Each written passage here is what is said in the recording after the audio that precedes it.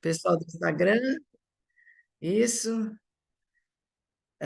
Nós vamos começar a nossa leitura e eu estava olhando aqui a nossa leitura, achando que a gente ia terminar hoje. E realmente nós estamos no fim do livro, no fim do livro.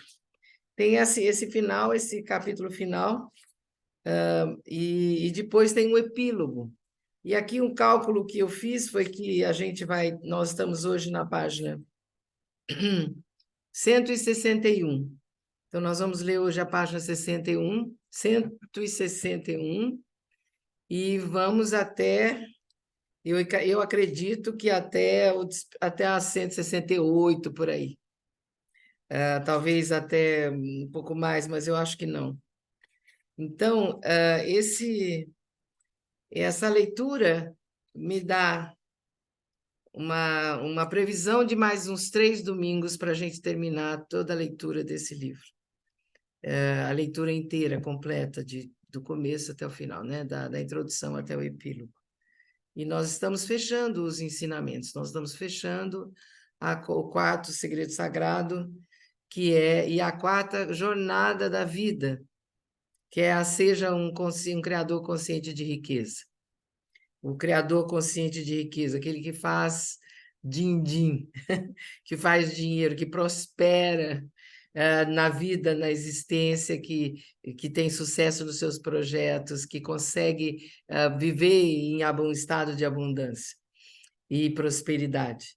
A prosperidade é um estado de ser, a prosperidade não é um estado social. A prosperidade é um estado de consciência, é um estado de ser, não é? E nós vamos aqui, no começo do livro, a gente vê os 4 segredos sagrados para o amor e para a prosperidade, para que todos os estados, os belos estados, prosperem, multipliquem, criem vida e energia na sua vida, como você precisa que eles sejam, para que você possa prosperar no amor, em todos os aspectos do amor e em todos os aspectos da prosperidade. Então, hoje nós vamos na página 161. Nós vimos a semana passada, curando a mente inflamada, olhando os sintomas do estado ninguém.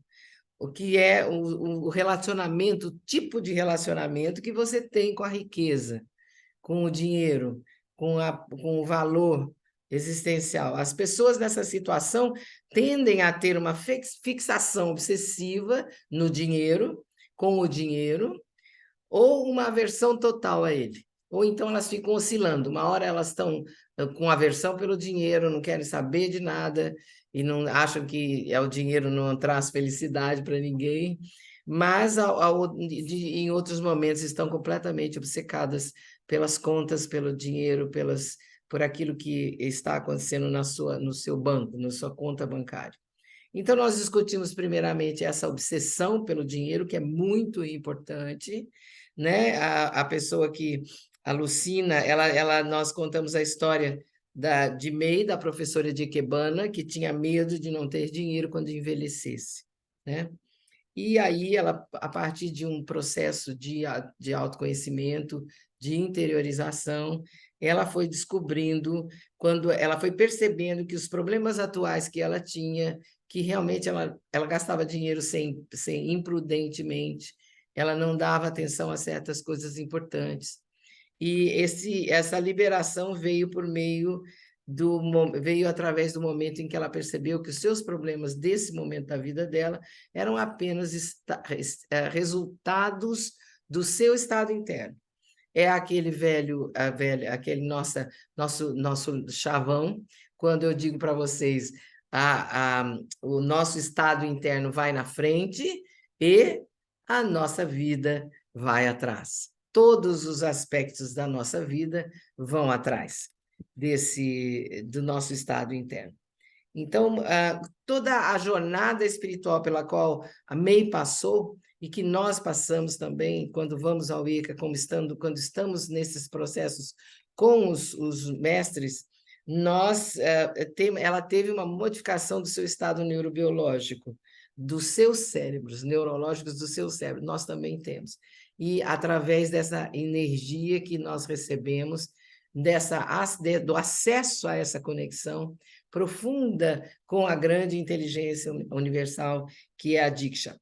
E o segundo relacionamento com que nós criamos na condição de ninguém, na condição de não se dar o devido valor, é a aversão pelo dinheiro. Enquanto alguns reagem, né, ao estado ninguém, se jogando de cabeça abaixo nos barrancos da vida, né, nos extratos bancários, outros correm na direção oposta, não dão ao dinheiro e ao planejamento financeiro ao devido valor e importância.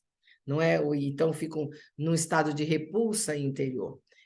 Repulsa na comparação, no julgamento. Aquele cara tem dinheiro e eu não tenho. A minha vizinha tem isso e eu não tenho. Aqui a filha da minha amiga tem aquilo e a minha filha não tem isso. Então, com esse tipo de visão, nós não respeitamos as contribuições que nós fazemos para o mundo. As contribuições mesmo. Nosso produto, nosso trabalho, nossa contribuição a partir daquilo que nós podemos fazer e oferecer. E nós hesitamos de pedir o valor real dos nossos serviços quando nós oferecemos o nosso serviço. Isso é um sintoma da aversão pelo dinheiro, sabia? Quando você oferece um serviço e não sabe cobrar e fica com vergonha, ou então fala, mas pode deixar, depois você paga, ou então você fala assim, pode dividir, ou então para você eu faço mais barato, fica hesitando em cobrar o valor real do seu serviço, isso é um sintoma da sua aversão pelo dinheiro, que é um dos relacionamentos que você pode ter com o dinheiro a partir do estado ninguém, do estado de não se valorizar, né? E nós, nesses estados, nós ainda reclamamos das pessoas, quando elas cobram o que elas cobram, pelo serviço que elas oferecem, a gente sempre acha que fica indignado, que é caro, onde já se viu, também eu sou amigo e você nem considera, nem faz um desconto. Essas coisas são importantes porque são sintomas da nossa aversão pelo dinheiro. E nós não temos coragem de pedir por aquilo que nós merecemos, é importante. Foi muito importante esse trecho, ele é curto, nós fizemos uma reflexão e vamos hoje partir para as 4 buscas para os dois caminhos. Nós fizemos uma pausa e vimos que o criador de riqueza consciente é aquele que está desperto para o estado a partir do qual ele busca a abundância e sucesso. A pessoa que está criando riqueza conscientemente é uma pessoa que está desperta para esse estado, um estado em que ela percebe a partir do qual ela está indo buscar riqueza e sucesso. É aquele que está consciente pelo propósito atrás do qual, né, o propósito que está atrás da sua busca por riqueza. Para que eu estou buscando ganhar dinheiro? Para quê? Por que eu ganho dinheiro? Qual é o propósito que eu tenho, né? E o que cria riqueza consciente é consciente do impacto que o seu trabalho, que a sua contribuição tem no ecossistema, no mundo que o cerca. Essas são as três características da pessoa que cria dinheiro, cria riqueza conscientemente, o criador consciente de riqueza. E vamos lá agora para 4 buscas, 2 caminhos. Vocês se lembraram direitinho, deram uma olhadinha nesse resumo pequeno que eu fiz? Uma boa noite a todos, com muita alegria. A gente vai terminando o livro devagarzinho. Agora já tem contagem regressiva, acho que mais 3, esse mais 2 leituras, e nós terminamos esse ciclo. Eu espero que vocês voltem muitas vezes à leitura desse livro. Vocês voltem muitas vezes a gravação, ela vai ficar aí. Você entra, faz assim que nem um oráculo. Você vai lá, hoje eu vou escutar essa aqui. E aí você vai lá e escuta a gravação, que é aquele pedaço que você está precisando ouvir. Esse livro é bem um oráculo do autoconhecimento, da jornada de autoconhecimento. Você pode abrir ele de vez em quando para sentir e escutar aquilo que ele está mandando para você naquele momento da sua vida, ok? Então vamos colocar a mão sobre o livro agora. Isso. Tomar uma postura correta, uma postura sagrada. Todos vocês aí do Instagram, todos os amigos aqui do Zoom, queridos. Isso. Coloque seus chakras em alinhamento. Tem um prato na minha cabeça hoje que está assim, meu chakra da estrela da estrela da céu tá aparecendo lá atrás. Estou no outro lugar da minha casa hoje. Então, vocês respirem conscientemente, inspira profundamente. 1, 2, 3. Expira longamente.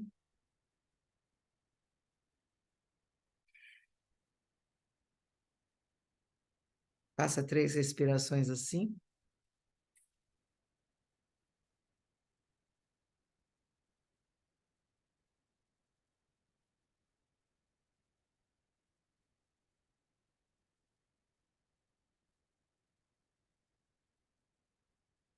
Solta o corpo, a garganta, a língua na boca, os pés no chão, os ombros.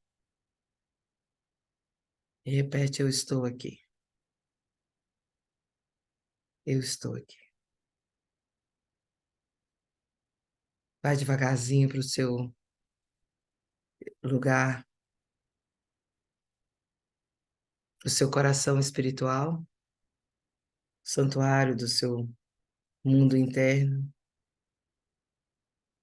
E aí, nessa presença, nesse lugar de silêncio, de conexão,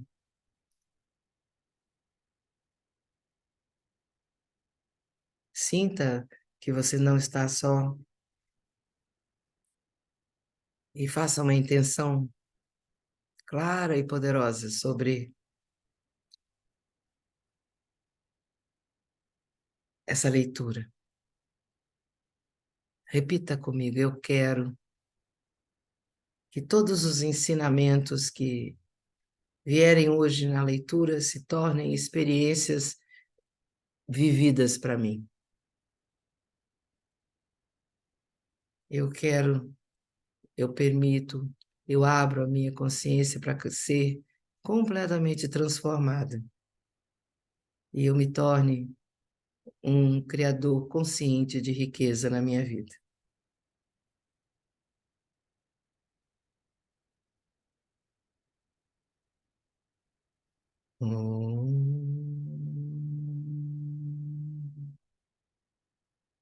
Ofereça esse momento por essa intenção, lembrando alguém na sua vida que ajudou você a lidar com o dinheiro, a lidar com a parte financeira da vida. Se lembre de alguém, coloque essa pessoa na sua frente e agradeça com total gratidão, profunda gratidão, a presença dessa pessoa que ajudou você a compreender melhor a sua vida financeira.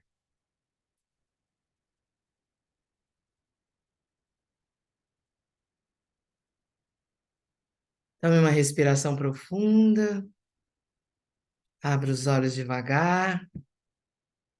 Isso. Dá uma risadinha para mim. Isso, isso. E pega seu livro, abre seu livro,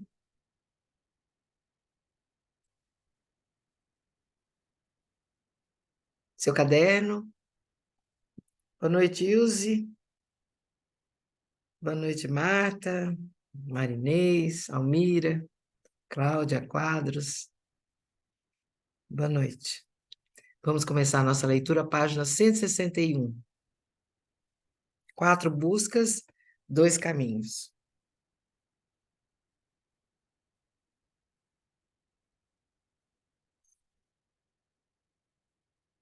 Apesar de nós dois não gostarmos de ostentar nossa riqueza, Krishnaji e Pritaji, certo?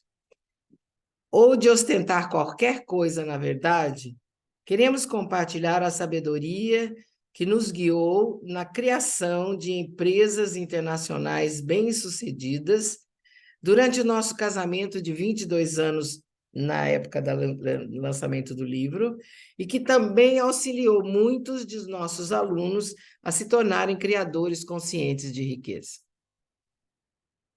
Bom dia, Andréa Vieira. Bom dia, não, boa noite, Andréa Vieira. Então, os indianos, de acordo com antigos sábios indianos, todos os desejos da humanidade podem ser classificados em 4 buscas. 4 buscas.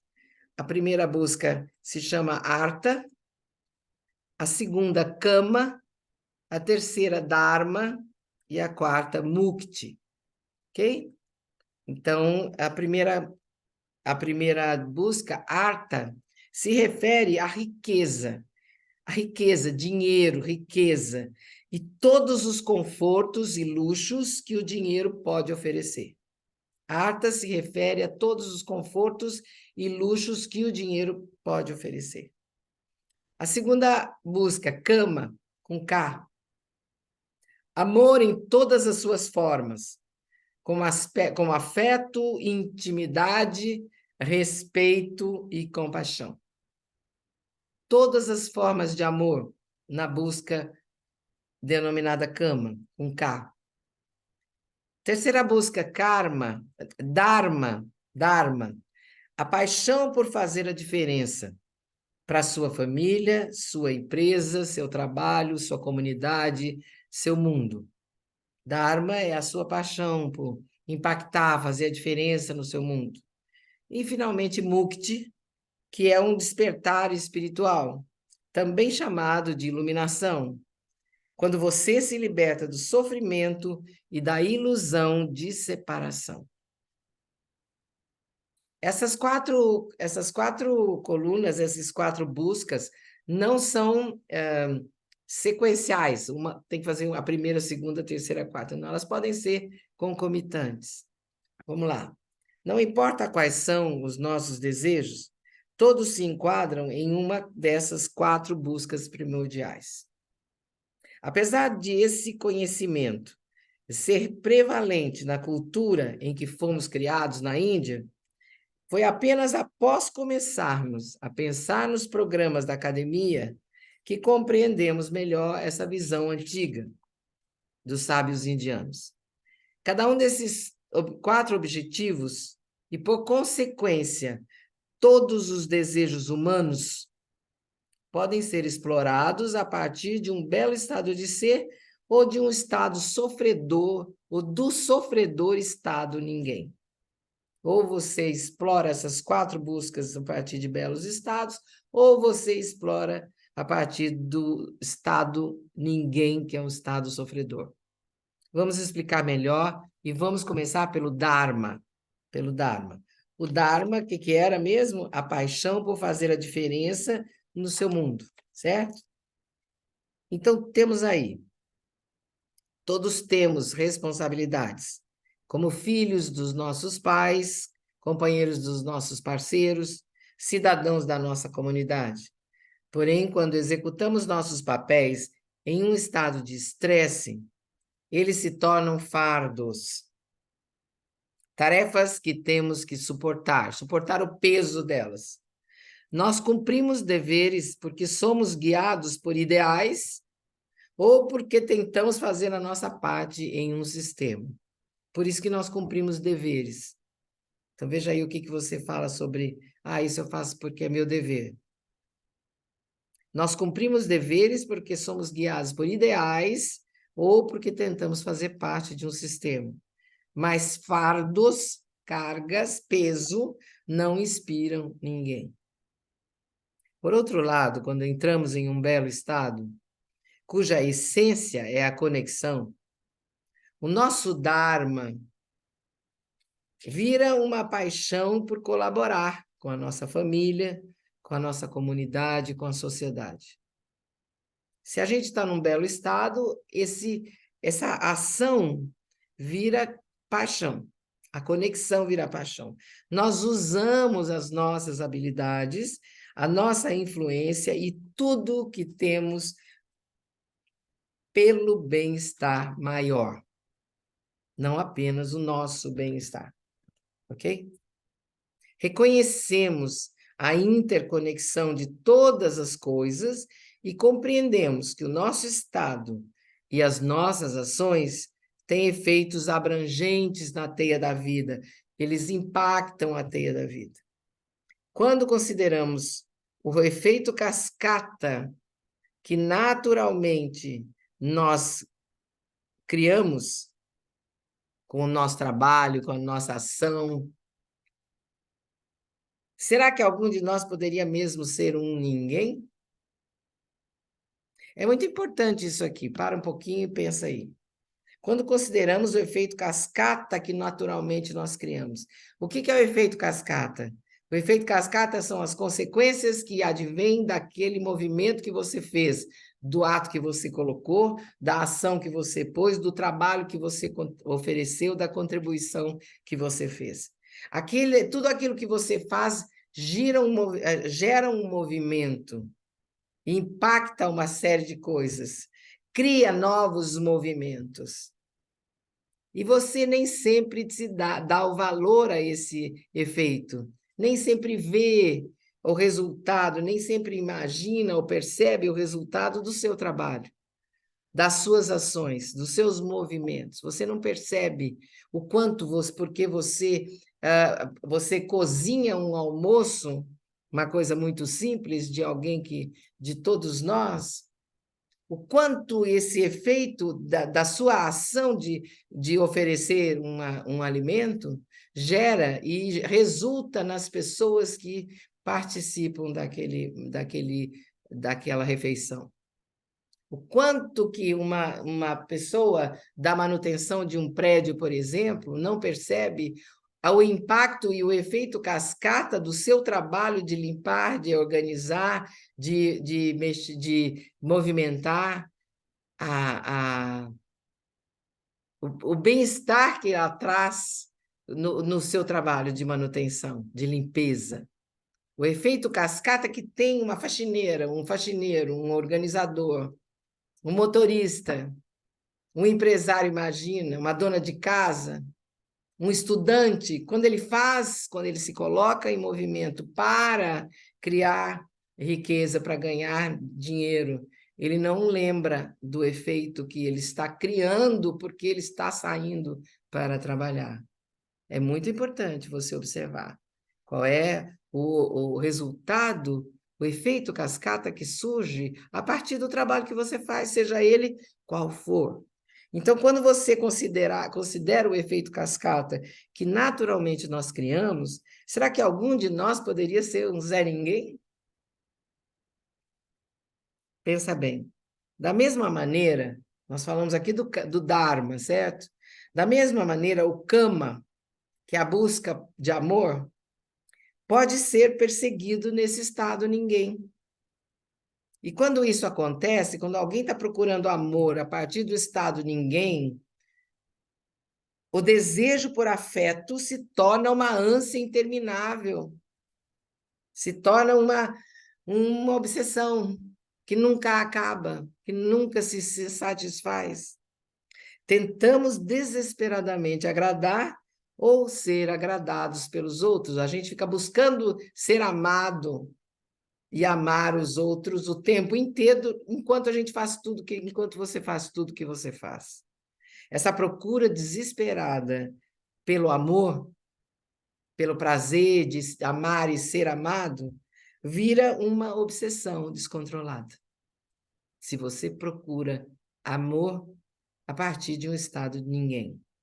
Compare isso com o Kama, que é a busca por amor, buscado a partir de um belo estado, que resulta num amor que nutre, que encoraja e que liberta. Veja bem, cama buscado a partir do estado ninguém, a partir de um belo estado. Aí você vai olhando para você. Como eu falei da última vez e tenho falado todo o tempo, isso aqui é a sua jornada, não é para você olhar para os outros, não, para ver como é que os outros fazem. É para olhar como você está fazendo, como o seu estado interno está se comportando diante desses movimentos. Até o Mukti, que é a busca espiritual, ao nascer, se essa busca espiritual nasce do estado ninguém, ela se torna um processo ambicioso e agressivo de acumular habilidades e conhecimentos espirituais para se exibir.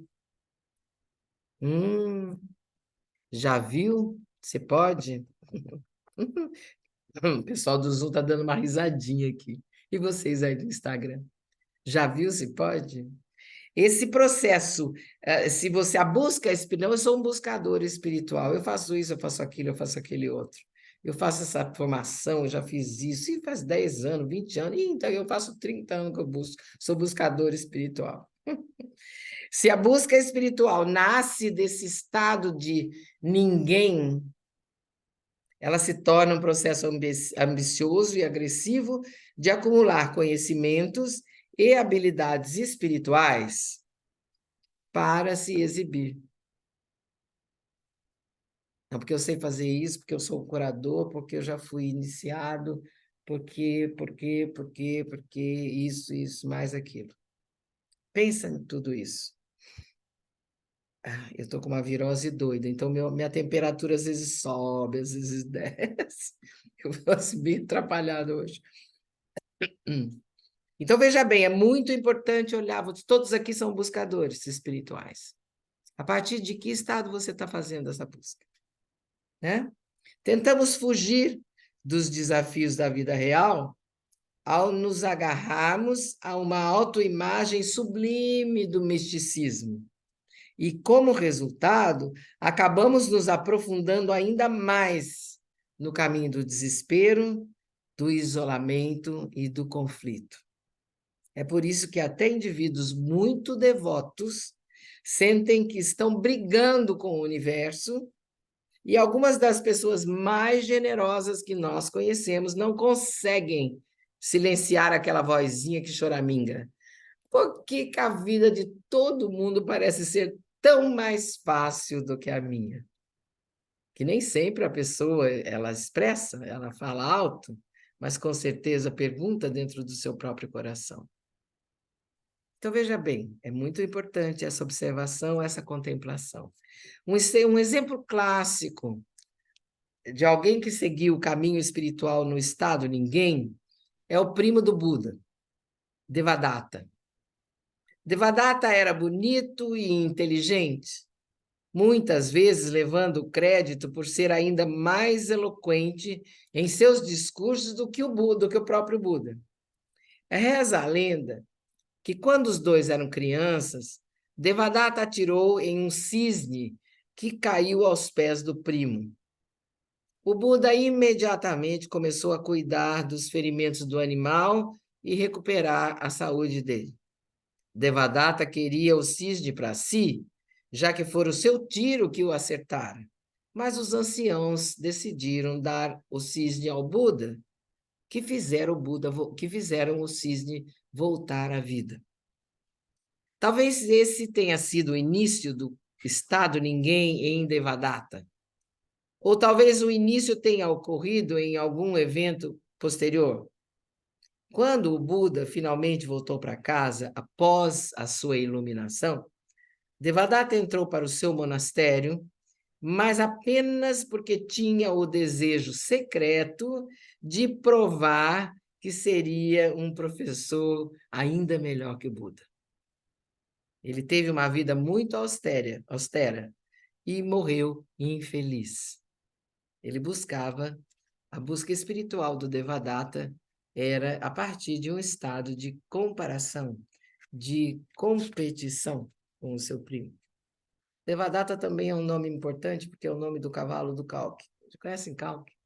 Ele tem um cavalo branco, bem grandão, então ele chama Devadatta. Talvez, talvez esse tenha sido o começo do estado ninguém dele. Quando o Buda finalmente voltou para casa, Devadatta entrou no seu ministério, no monastério, mas porque ele desejava apenas provar que ele era melhor que o Buda. Por mais que todos nós queiramos nos identificar com o Buda nessa história específica, eu queria ter sido o Buda e não o Devadatta, não é tão difícil assim ter empatia pelo Devadatta. Quem dentre nós, agora é com toda a verdade do coração, hein? Quem entre nós nunca sentiu inveja ao nos depararmos com grandes feitos, especialmente entre nossos parentes e amigos próximos? Ah, e o seu cunhado fez uma coisa maravilhosa. O seu irmão teve uma nota espetacular. A sua prima foi condecorada na escola. A sua sobrinha, sei lá, sua mãe, seu tio, sua avó, né? Amigos e parentes próximos, a sua melhor amiga casou e eu tô aqui sem casar ainda, até já pensou? Então essas coisas grandes que os outros fizeram, quem entre nós nunca teve inveja de situações como dessas são, eu falei algumas grandes e as menores também, não é? Quem entre nós nunca lutou batalhas internas contra um irmão ou um colega que pareceu ter todas as sortes que nós nunca tivemos? Quem? Essa é a força desafortunada do Estado ninguém. E o motivo pelo qual não podemos subestimar o Estado ninguém. A sua forma de nos puxar para baixo é muito sedutora. E isso nos leva à quarta busca. Assim como o Dharma não deve ser visto como um fardo, o Dharma é você querer contribuir, certo? Não deve ser visto como um fardo. A abundância não surge quando nos obcecamos com a aquisição de arta ou riqueza de maneira precipitada. A nobre busca do arta, a criação consciente de riqueza, só é possível em um belo estado de ser. No belo estado de ser, não somos motivados pela obsessão por ganhar sempre, nem pela ansiedade de perder. Marca isso aí, porque isso é importante. Na nobre, como ela fala aqui, na nobre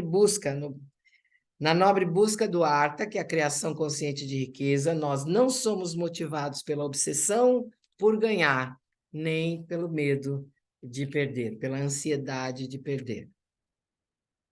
A criação de riqueza deixa de ser uma guerra. O sucesso não é mais uma questão de vida ou de morte. Nossa jornada para nos sentirmos realizados se torna animada. E com essa consciência, há uma explosão de criatividade. A riqueza passa a nos procurar. Imersos nesse estado conectado e criativo, nós despertamos para um propósito maior, algo que esperamos que continue depois de nós e de nossa geração. Ele começa com a compreensão de que a nossa inteligência, as nossas capacidades e os nossos talentos não são meras ferramentas para expandir a nossa influência ou afluência, mas um meio para transformar uma pessoa, uma situação ou o mundo ao nosso redor. Muito profundo isso, né? Acho que a gente nunca pensou nisso dessa forma, não é? Quem já tinha pensado nisso dessa forma, levanta a mão. Não, né? É muito importante. Imersos nesse estado conectado e criativo, nós despertamos para um propósito maior.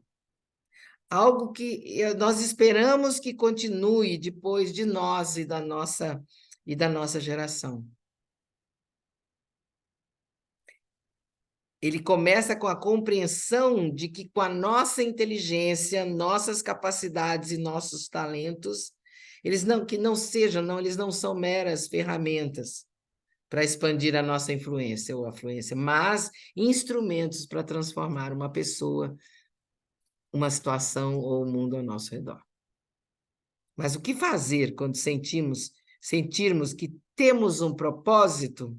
Temos sim um propósito maior, mas isso não é suficiente para nos libertar do estresse e do sofrimento. O que pode acontecer? Você tem um propósito, mas isso não é suficiente para liberar a gente do estresse e do sofrimento. Então, aí a gente entra na busca pelo propósito da vida em um belo estado de conexão. Ruberval, página 164. Quero compartilhar a história de um rapaz coreano que criou uma empresa dedicada a melhorar a vida dos animais. Quando nos procurou, ele se sentia deprimido e suicida, pois acreditava que estava fracassando enquanto líder. Muita gente acha que o motivo para a infelicidade no trabalho é a ausência de propósito. Mas ele tinha um propósito. Ele tinha um. E o seu sonho sempre fora usar a tecnologia para melhorar a vida dos animais. E o seu sistema do seu trabalho fora elaborado durante a faculdade. Ou talvez achemos que a infelicidade é causada por não conseguirmos cumprir o nosso propósito. Mas a empresa desse homem era bem-sucedida e crescia. Ele era infeliz.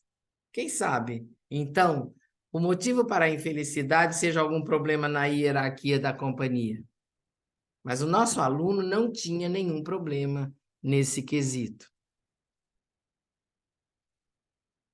Então, o que causava o seu sofrimento? Porque ele se sentia um fracassado, mesmo tendo criado um negócio promissor que estava alinhado com o seu propósito. Enquanto ele se aprofundava em sua jornada, o rapaz nos contou mais sobre a situação. Ele disse que nos últimos 5 anos, quase 100 funcionários haviam pedido demissão da empresa. Ele precisara ser muito persuasivo para mantê-los lá. Porém, não sabia se tinha forças para continuar insistindo. Ele estava cansado. Cansado de insistir, de incentivar e de persuadir. Em uma jornada espiritual na academia, nosso aluno percebeu que aquela exaustão não vinha do trabalho, mas sim do seu estado interior. Por dentro, ele era como um homem que subira em uma esteira e não conseguia mais sair. Ele tentava provar seu sucesso para o pai. Tentava não se sentir inferior aos funcionários inteligentes que entravam na empresa. E ele tentava ganhar o respeito dos diretores em todas as reuniões. Ele fazia um grande esforço, né? Estava gastando uma energia louca aí. Enquanto ele se movia, o rapaz compreendeu que todas as suas conquistas tinham sido impulsionadas pelo medo de não ser tão bom como os outros. Olha isso. Ele era um ser humano desconectado, que não respeitava a verdade dos funcionários. E sua relação com a equipe era apenas transacional. Ele se sentia num estado ninguém. Olha só. Enquanto ele se movia para o seu interior, para ver o seu estado interno, esse homem despertou para um estado de gratidão por todos os funcionários que apoiavam seu crescimento e seu sucesso.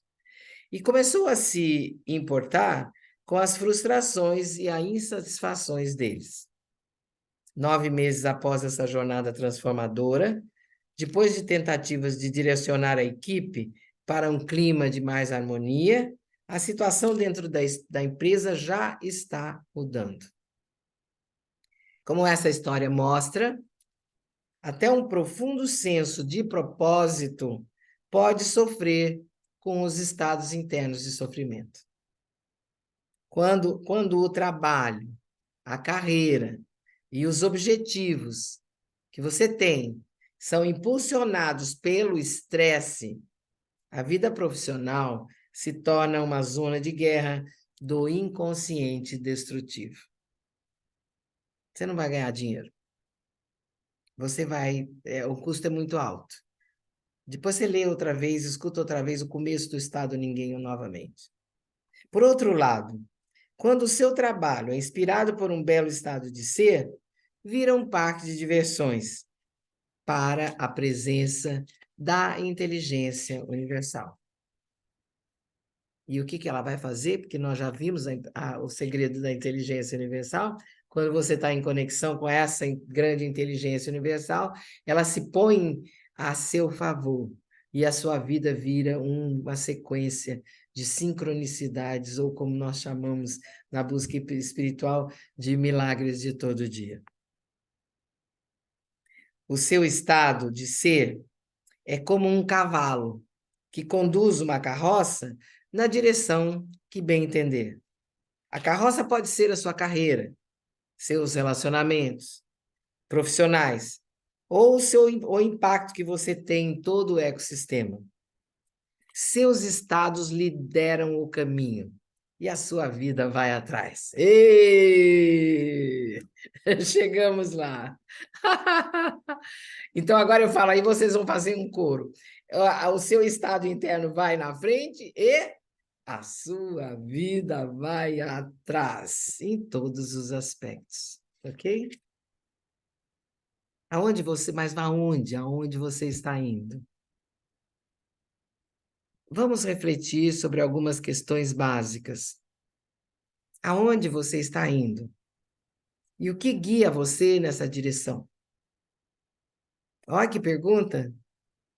Na sua criação de riqueza, para onde você está indo e o que guia você na sua direção? A partir de que estado interno você orienta a sua equipe de trabalho, a sua clínica, a sua família, o seu negócio, pequeno, médio ou grande? A partir de que estado interno? A partir de que estado interno o seu gerente orienta a equipe dele? Que cultura você quer encontrar na sua empresa, no seu trabalho, todos os dias ao entrar pela porta? O que é que você quer encontrar? Que visão você quer encontrar? Um estado de estresse ou um belo estado de ser? Um estado conectado ou um estado desconectado? Hein? Fechem os olhos um pouco, pausem. Fechem todos os olhos, aí põe a mão em cima do livro e fecha os olhos devagar, do jeito que você está. Solta o seu corpo. Isso.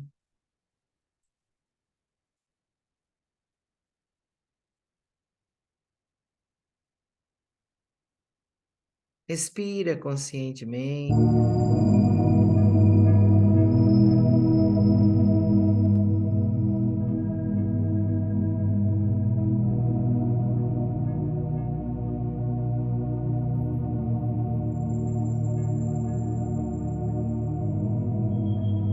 Pense aí um pouco você.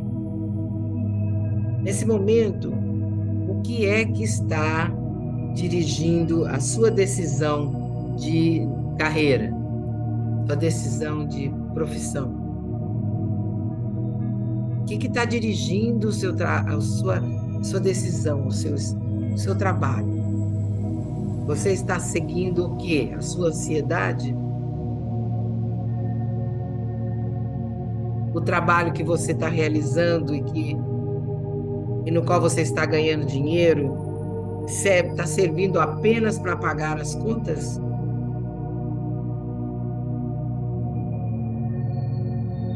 Se você tivesse dinheiro,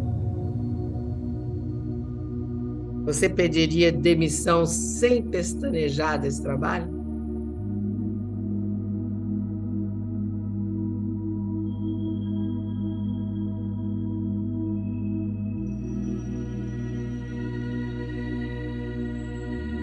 pense e use a verdade interna, a resposta da verdade interna para o seu coração.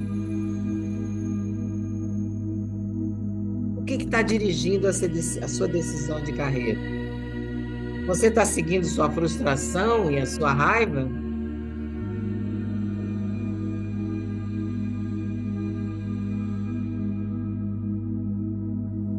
O seu trabalho é uma maneira, uma forma de você fortalecer o seu valor para si mesmo? Seu valor para o seu parceiro, talvez, seus pais, seus irmãos, seus inimigos ou seus seguidores? Seu trabalho é por isso? Para fortalecer o seu valor?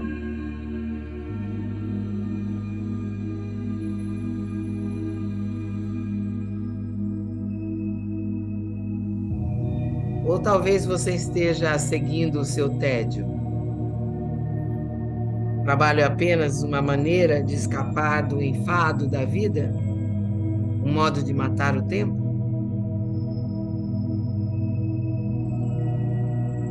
O que você está seguindo quando você trabalha? Você pensa no seu trabalho? Aonde você quer ir?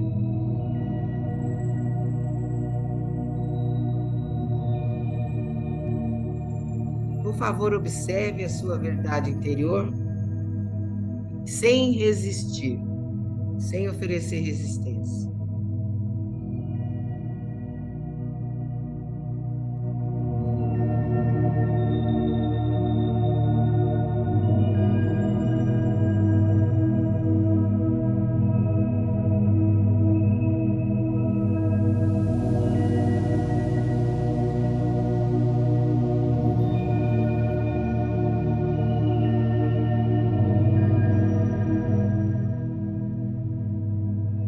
Respire assim profundamente agora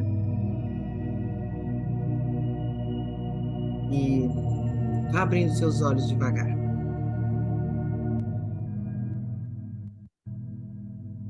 Talvez você queira anotar alguma coisa no seu caderno aí, sobre alguma coisa que tenha vindo para você. Essas respostas, elas devem vir de uma reflexão profunda. E elas são importantes. Você precisa parar para pensar nisso, para ser um criador consciente de riqueza. O que foi que esse último momento de reflexão revelou para você? Você está seguindo sua alegria ou a sua compaixão?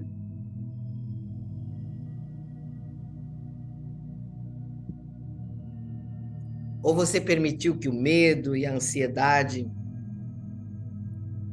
bloqueassem o seu caminho para a abundância? Como é que está aí? Quando nós despertamos para a consciência da riqueza, nós desfrutamos com todo o processo de criação. Nós nos tornamos conscientes do impacto que nosso serviço tem na vida das outras pessoas e do impacto que o trabalho e o serviço dos outros têm na nossa vida. Nós despertamos para isso. E isso faz uma diferença muito grande. Pois, independentemente de você já ter refletido sobre isso ou não, essas coisas todas têm sim um impacto. E eu quero compartilhar uma história que escutei, que é um bom exemplo dessa verdade poderosa. Prestem atenção nessa história. Deixa eu deixar essa música. Ok. Um dia um homem dirigia o seu carro. Ele entrou na mesma estrada serpenteante que sempre entrava. Porém, dessa vez, ele bateu em uma pedra grande que tinha caído no caminho. O carro girou para fora da estrada, capotando e matando o motorista. Ave Maria, mas a história não termina aí. Graças aos milagres da ciência moderna, os médicos da emergência foram capazes de reanimar o motorista. E assim que o homem acordou, ele virou uma pessoa completamente diferente daquela que tinha entrado no carro aquele dia. O que será que aconteceu com ele? Nos momentos antes dele ser reanimado, ele viu a sua vida inteira passando diante dos seus olhos. A única diferença era que ele observava a vida dele de fora, pela perspectiva de todos os seres vivos com quem ele já tinha entrado em contato enquanto ele estava vivo. Ele observava a partir da perspectiva do outro. O homem se viu um menininho batendo em um bode com um pedaço de pau. Mas agora, naquele momento, ele sentiu o susto e a dor do animal. Ele se viu atormentando outras crianças na escola, mas dessa vez ele sentiu a humilhação e o medo dos colegas. Enquanto ele contemplava toda a sua existência sendo exibida como num filme, em que ele era o vilão, ele foi abatido por uma imensa tristeza, profunda tristeza. Sempre havia um muro entre mim e os outros, percebeu o homem. E esse muro era eu. Ele entrou em um profundo estado de sofrimento, enquanto ele refletia sobre a sua vida desperdiçada. Então foi acometido por uma outra série de lembranças. Em muitas manhãs, enquanto seguia para o trabalho pelo mesmo caminho rochoso em que perdera o controle do carro, ele se deparava com tartarugas tentando atravessar a estrada. Era óbvio que elas seriam mortas por carros velozes se ninguém as ajudasse. Era então o homem estacionava o carro, pegava as tartarugas, as colocava no caminho que pretendiam seguir do outro lado da estrada e depois continuava a sua viagem para o trabalho. E é claro, enquanto essa lembrança era repassada por sua mente inconsciente, o homem não apenas se via executando aquele pequeno ato de bondade, ele era a tartaruga sendo carregada, aconchegada e levada a um local seguro. Naquele momento, o seu coração se abriu para a experiência do amor. E ele se sentiu profundamente conectado com a vida, com todo o tecido da vida. E ele percebeu que toda vez que ele feria outro ser, ele feria todo o tecido da vida. E sempre que amamos e cuidamos uns dos outros, nós nutrimos esse tecido. Assim que essa compreensão surgiu, o homem voltou para o seu corpo, ele foi reanimado. E na mesma hora, ele soube que tinha uma vida diferente para viver e uma experiência diferente para dar ao mundo. Apesar de todas as transformações pelas quais as pessoas passam em nossa academia, serem transformações únicas, muitos alunos compartilham conosco revelações muito semelhantes com a experiência de quase morte desse homem. Quando as pessoas testemunham em primeira mão um estado expandido de consciência, é comum que toda a sua percepção de mundo mude completamente. Pela primeira vez, a eles foi dada uma compreensão muito mais expansiva de suas vidas. A eles foi dada do efeito, essa compreensão do efeito cascata das suas ações e da rica teia da vida que nos apoia e sustenta. E nós vamos parar por aqui hoje. A história essa experiência de quase morte desse homem é sensacional.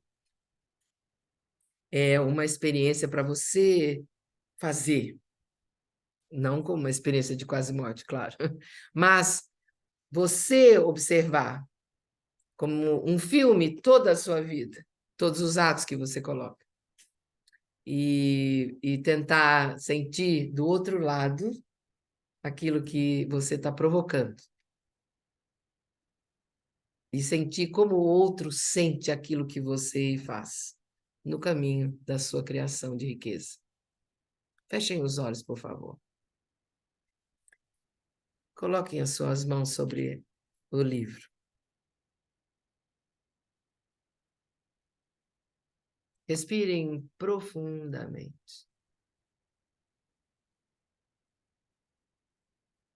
Respirem nessa experiência desse homem, nessa revelação de se sentir o outro que recebe a sua própria ação. Peça no seu coração aí, com o seu divino, peça nessa abertura espiritual da sua vida, nessa conexão com a presença dessa força maior, dessa consciência maior, do seu divino pessoal. Deseje de todo o coração que essa experiência aconteça com você. Que na busca de Artha, Kama, Dharma e Mukti, você transite pela vida, criando riqueza conscientemente a partir de um belo estado de ser. E não se esqueça, o estado interno vai na frente e a sua vida vai atrás. Não tem erro. É isso, é só isso. E esse livro que você está terminando de ler vem ensinando você a alcançar esses belos estados. Nós já sabemos disso, mas como conseguir? Nós estamos aprendendo com essa leitura. Que isso se transforme em experiência vivida para cada um de nós. E receba, focalize o seu chakra Agnya, coloca o dedo polegar, o dedo indicador aqui no centro das suas sobrancelhas. Isso. Coloque aqui o dedo aí. Respire aí.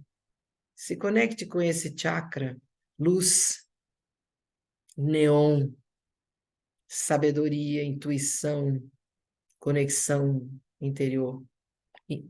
Terceiro olho. Respire nele. Respire nele, leve para dentro, vai para dentro, inspira e leve essa luz. Imagine uma luz aí na sua frente, brilhando. Você vai receber uma diksha que vai ser essa luz que vai brilhar. Pode soltar a mão e coloque as mãos sobre o livro. Receba a diksha como uma luz que brilha na frente do seu chakra. A Chaitanya Diksha é uma diksha que ilumina a sua consciência. Ela vai entrar por aí e vai iluminar todo o seu cérebro.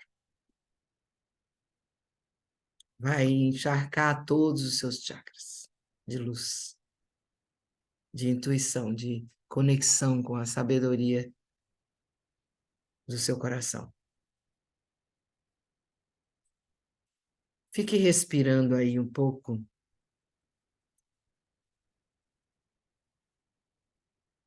Fazendo essa intenção profunda, verdadeira.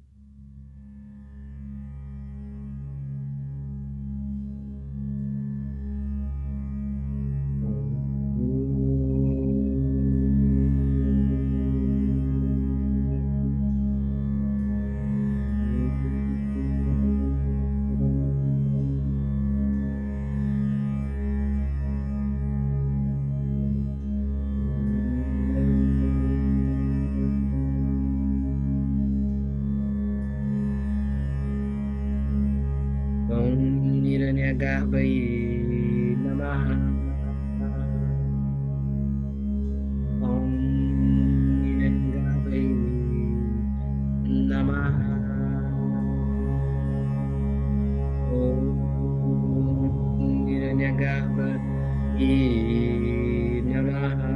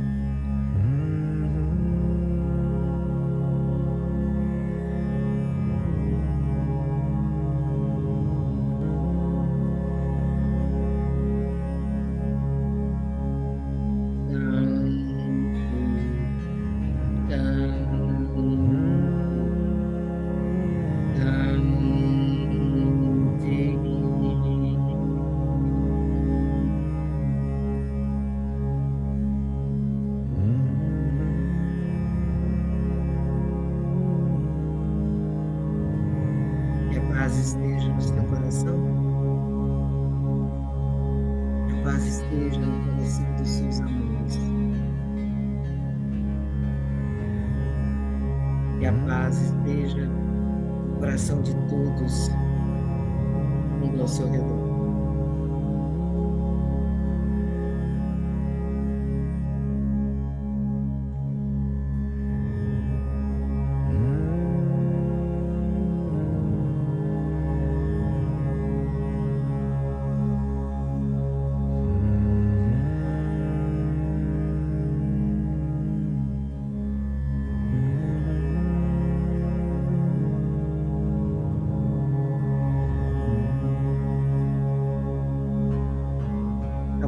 sorriso expandido, respondendo a essa energia maravilhosa. Isso, integrando ela no seu coração, sua vida. E recebam a minha gratidão por estarem aqui. Não se esqueçam de cantar o mantra, de se lembrar de que vocês são um, que vocês sou eu sou vocês, e somos todos um, nessa energia maravilhosa. A teia da vida. Muita gratidão. Namastê. Nós ficamos agora no Zoom. E para conversar um pouquinho, talvez. Vocês do Instagram, se quiserem ir para lá, apenas. Bom, é só clicar no link e entrar. Muita gratidão a todos. Até domingo que vem. Namastê.